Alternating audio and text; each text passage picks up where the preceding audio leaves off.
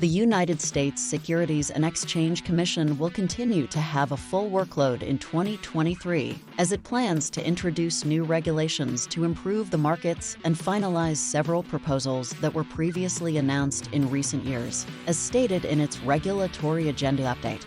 On February 9, 2022, the Securities and Exchange Commission took steps to mitigate cybersecurity risks for registered investment advisors and investment companies by voting to introduce new regulations.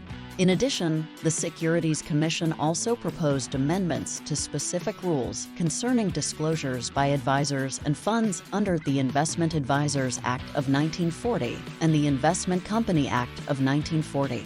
It is anticipated that the Securities and Exchange Commission will finalize the proposed Cybersecurity Rule 264-9 for investment advisors and private funds in April 2023. The new regulation aims to establish a more comprehensive framework to address cybersecurity risks for investment advisors and funds, including their capability to effectively respond to and recover from a cyber incident, thus enhancing investors' trust in the security of their investments. The draft rule also calls for annual risk assessments to be carried out, allowing companies to stay ahead of emerging threats and proactively manage their cybersecurity risks.